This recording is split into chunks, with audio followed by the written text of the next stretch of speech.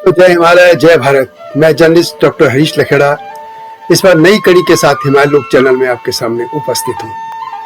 जब तक मैं कहानी को आगे बढ़ाऊं तब तक इस चैनल को लाइक और सब्सक्राइब अवश्य कर दीजिए। दोस्तों, जय हिमालय जय भारत। बीराबैन यह लोक कथा है उत्तराखंड की। बीराबैन की कहानी को हम सभी दादी नानी के समय से सुनते आ रहे हैं। यह कहानी सदियों से एक ही ढर्रे पर चल रही है। मैंने इस लोक कथा को उसके कालखंड से जोड़ने तथा इसे नए तरीके से पेश करने का प्रयास किया है। यह एक प्रयोग मात्र है। मैं इस नतीजे पर पहुंचा हूं कि बीराबैन कथा महाभारत के युद्ध के बाद कुलिंदकालीन घटना है। चूंकि इस कथा में एक राक्षस भी है, इससे लगता है कि यह कथा का कालखंड जो है महाभारत काल ही है, क्योंकि उस काल में राक्षस यानी नरभक्षण करने वाले लोग भी विद्यमान थे, हालांकि उनकी संख्या कम होने लगी थी। इस लोक कथा पर आगे बढ़ने से पहले मैं राक्षसों के बारे में कुछ बता देता हूं। राक्षस एक प्रवृत्ति है जो समाज के नियमों और मित्रता में विश्वास नहीं रखता है और दूसरों की हर वस्तु को हड़प लेना चाहता है। समाज में राक्षस आज भी हैं और पहले भी थे। वैसे कहा जाता है कि राक्षस एक प्राचीन काल की प्रजाति थी और तब राक्ष धर्म को मानने वालों को राक्षस कहा जाता था और इस धर्म की स्थापना लंकेश यानी रावण ने की थी। पौराणिक कथाओं में राक्षसों को दो ऋषियों वैश्रव और पुलत्स्य ऋषि के वंशज माना गया है। मानव सभ्यता के इस विकास में मानव की कई प्रजातियां नरभक्षण करती रही हैं और राक्षस भी उनमें शामिल रहे हैं।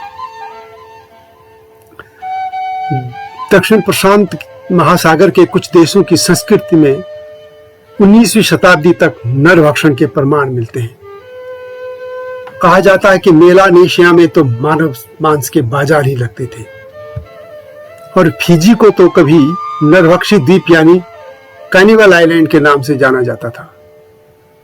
कुछ वैज्ञानिकों का तो यह भी मानना है कि नियंडरथल लोग नरभक्षण किया करते थे। क्रोएशिया में क्राफिना गुफा में उनके मानव खाने के सबूत आज भी मिलते हैं और भीषण अकाल के काल में कभी कभी नरभक्षण करने की घटनाएं भी हुई है।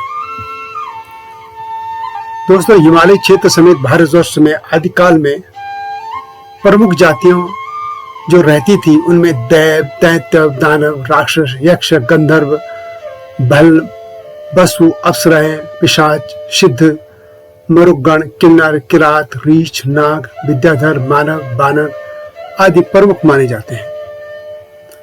राक्षसों को लेकर अक्सर माना जाता है कि वे बदसूरत थे, भयंकर दिखने वाले थे और विशाल प्राणियों के रूप में उनको चित्रित किया गया है।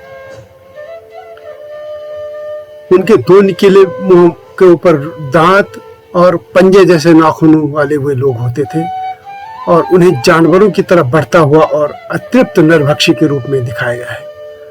वे मानव मांस की गंध को सूंघ सकते थे। यह भी कहा जाता है कि वे उड़ सकते थे, लुप्त हो सकते थे और उनमें माया शक्तियां थी। रामायण और महाभारत काल में राक्षस मौजूद थे। दोस्तों, महाभारत काल में हिमालय के आज के उत्तराखंड और हिमाचल प्रदेश में हिडिंब राक्षस का आतंक था। पांडव और महाबली भीम ने उसे मारकर उसकी बहन हिडिंबा से ब्याह किया था। हिडिंबा और भीम के पुत्र घटोत्कच ने इस क्षेत्र में बाद में राज किया, परंतु वह भी महाभारत युद्ध में मारा गया था। हिमाचल प्रदेश के कुल्लू राजवंश की कुल देवी यही हिडिंबा है। पांडव पुत्र भीम से विवाह करने के बाद हिडिंबा राक्षसी नहीं रही थी, वह मानवी हो गई थी।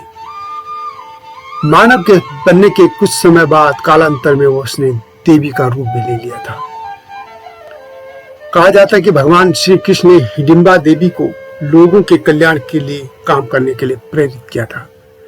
इसके बाद हिडिंबा ने अपनी राक्षसी पहचान मिटाने के लिए एक चट्टान पर बैठकर तपस्या की थी।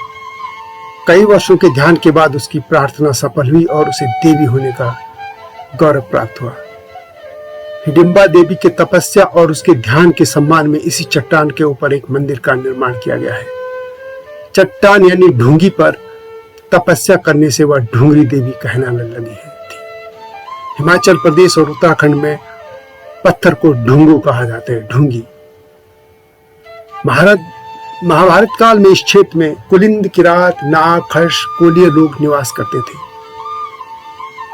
बीरा बैंड के भाई जंगल में शिकार करने के लिए जाते हैं। इस महाकथा में जो कहा गया है, वे पशुपालन या खेती के लिए नहीं जाते।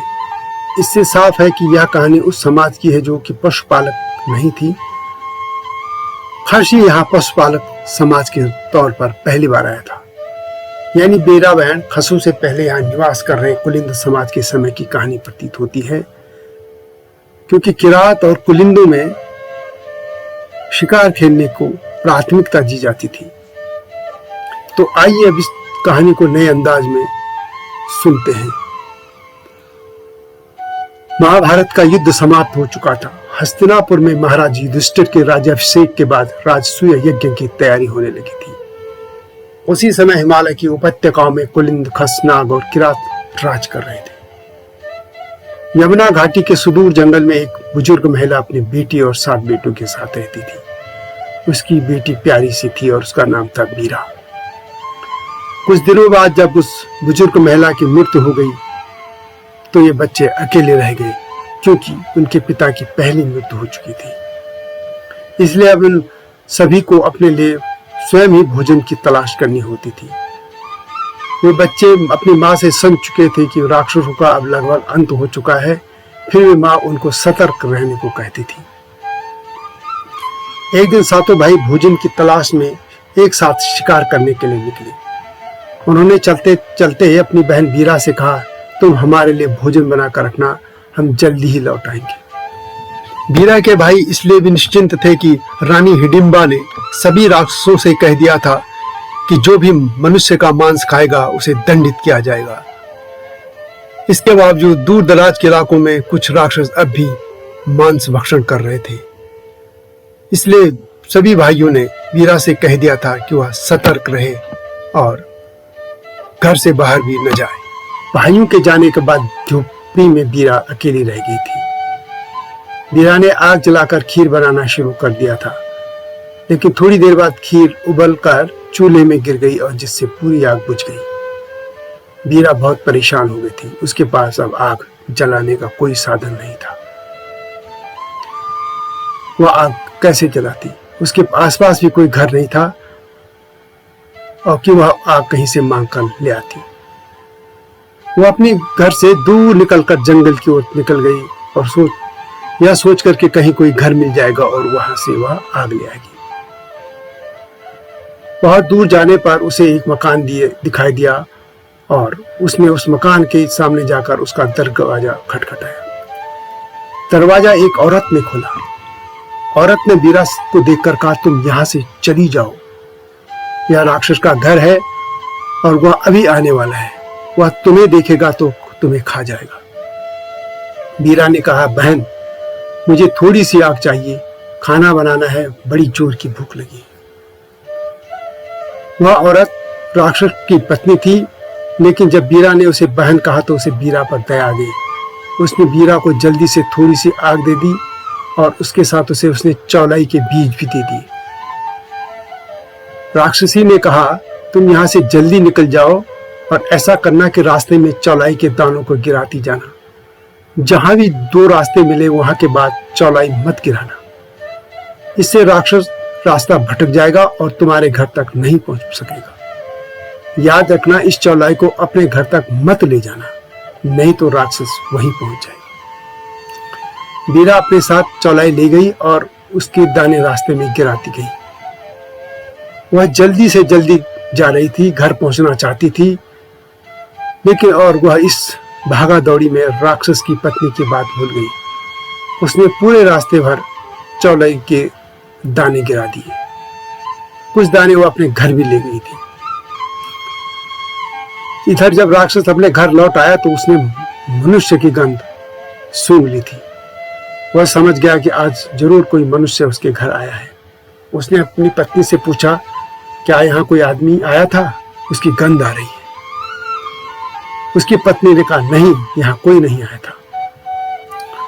राक्षस ने अपनी पत्नी को पहले तो खूब डांटा और फिर मारना पीटना शुरू कर दिया। डर के मारे उसकी पत्नी ने राक्षस को बीरा के आने की सारी बात बता दी। सुनते ही वह राक्षस बीरा की तलाश में निकल पड़ा। वह चौलाई के बीच देखता हुआ बीरा की झोपड़ी तक पहुंच गया था। झोपड़ी में बीरा अकेली थी। तब तक उसके भाई नहीं लौटे थे। उसने अपने भाइयों के लिए खाना बनाकर 7 थालियों में परोस कर रखा हुआ था। राक्षस को देखकर वह डर गई और पानी के बर्तन के पीछे छुप गई थी।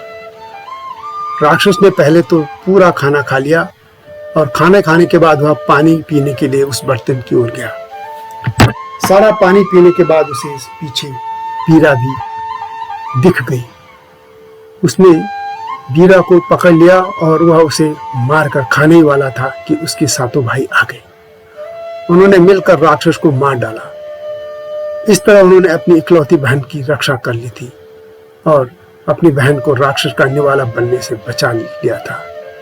इसके बाद वे भाई बहन सुखपूर्वक रहने लगे थे। जब भी वे कहीं बाहर जाते तो कोई ना कोई भाई बीरा के पास अवश्य रहता था।